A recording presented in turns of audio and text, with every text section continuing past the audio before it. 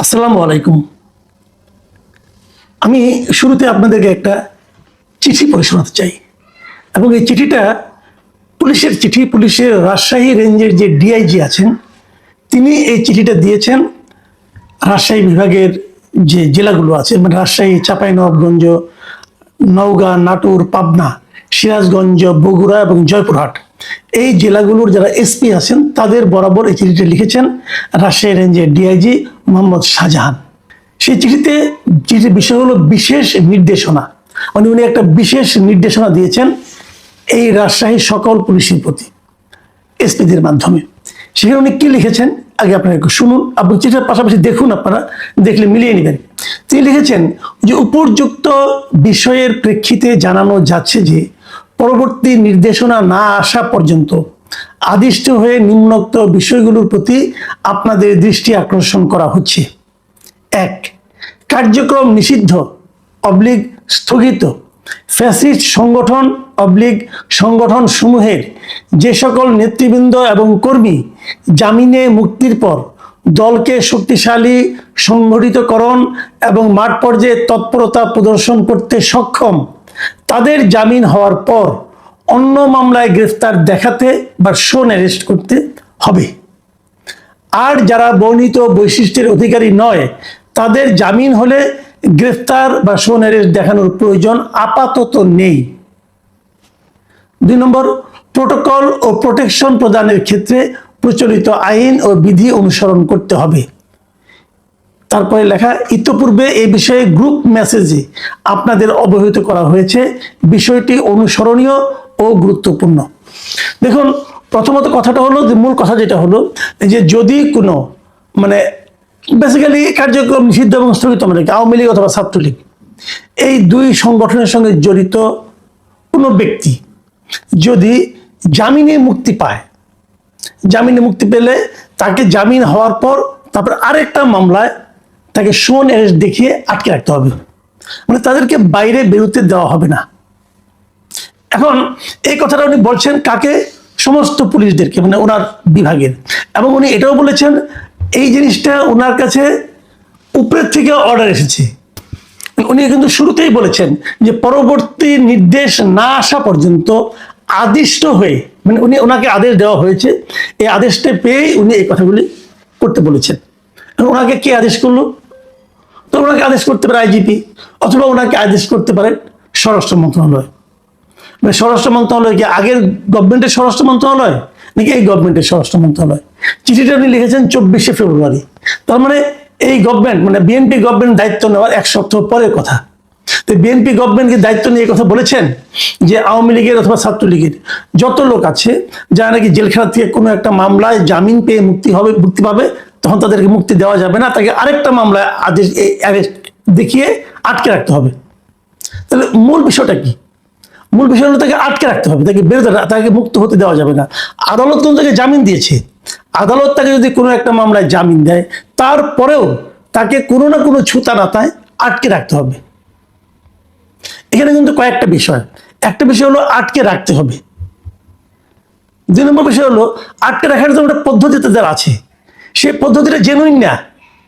কারণ শোনে দেখাবে, আপনি তো, সে তো অন্য মামলার আসামি না আসলে, কিন্তু তাকে অন্য মামলার আসামি দেখাতে হবে, এবং দেখানোর খুব সুন্দর একটা পদ্ধতি আছে। এটা আগেও ছিল, এখনো আছে।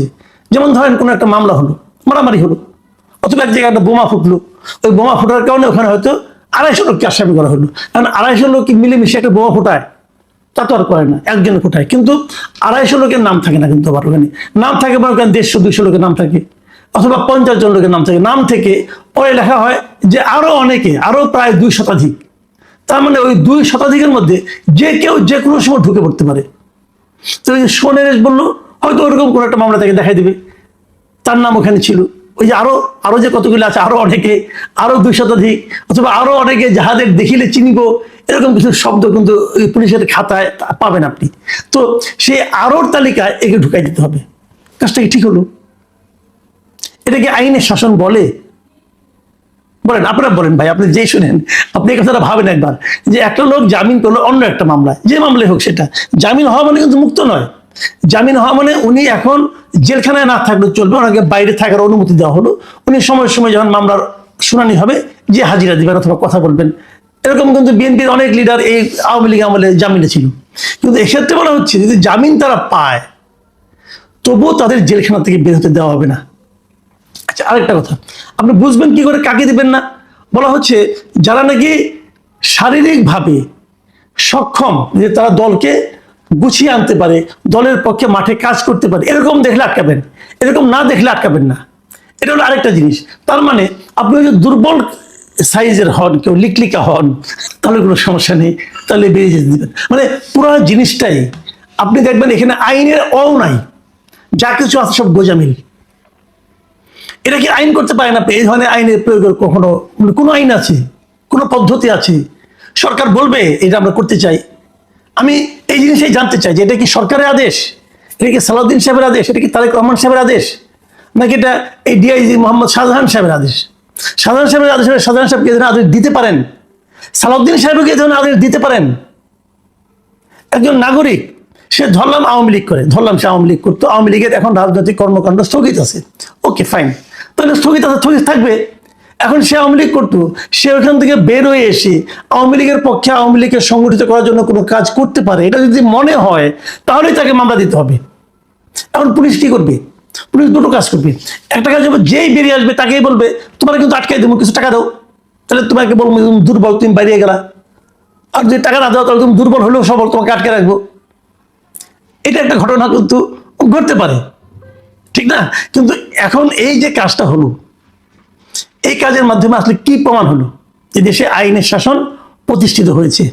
প্রমাণিত হলো যে আগের সরকারের আইনের শাসন ছিল না, এই সরকার আসার পরে এই শাহজাহান সাহেবরা সারা দেশে আইনের শাসন কায়েম করতেছেন, কেউ বেরোতে পারবেন না আপনারা। এই জায়গাটাতে আমার আপত্তি। আমার মনে আছে তারেক রহমান সাহেব বলেছিলেন দায়িত্ব নেওয়ার পর, প্রথম জাতির উদ্দেশ্যে ভাষণের পর, যারা ওনাকে ভোট দিয়েছেন, যারা ওনার বিপরীতে ভোট দিয়েছে, বিপক্ষে ভোট দিয়েছেন, এবং যারা ভোট দেন নাই, কোথাও ভোট দেন নাই, ভোট দিতেই যান নাই, ওনার কাছে সবাই সমান। তাহলে এই যে লোকটা, যিনি একসময় আওয়ামী লীগ করতেন, তারপরে জেলে ছিলেন, এখন জেল থেকে বেরোতে যাবেন, উনিও কি তারেক রহমান সাহেবের কাছে সমান গুরুত্ব পাবেন? অথবা ওনাকেও কি শাহজাহান সাহেব অন্য 8-10 জন জামিনপ্রাপ্ত আসামির মতো সমান গুরুত্ব দিচ্ছেন, নাকি ওনার প্রতি একটু নেতিবাচক দৃষ্টিতে তাকাচ্ছেন? তো শাহজাহান সাহেব যখন যে কাজটা করছেন, এই কাজটা কি এই সরকারের কাজ? এই কাজটার মাধ্যমে কি এই সরকার সম্মানিত হবে? সরকার সারা দেশের মানুষের কাছে এক ধরনের সহনশীল সরকার হিসেবে পরিচিত হবে? নাকি শাহজাহান সাহেবের এই কাজের মাধ্যমে সারা দেশের মানুষের কাছে এই সরকার একটা প্রতিহিংসাপরায়ণ সরকার হিসেবে প্রমাণিত হবে? কোনটা হবে ভাই? আমি দেখি যে এই যে বিষয়, এই ধরনের ঘটনা যখন ঘটে, এই ধরনের ঘটনা দিয়ে কিন্তু শুরু হয়। ওই যে একটা কথা আছে না, যে বাঁশের চেয়ে কঞ্চি দরো, এক্ষেত্রে আমার সেরকম মনে হয়। এই এই সমস্ত অতি উৎসাহী লোকগুলো নিজেদের চাকরিকে আরো স্মুথ করার জন্য, প্রমোশন পাওয়ার জন্য তারা এই ধরনের আচরণ করে, এবং হয়তো কেউ কিছু বলেই নাই, ওনারাই অতি উৎসাহী এই ধরনের কাজ করে ফেলেছেন।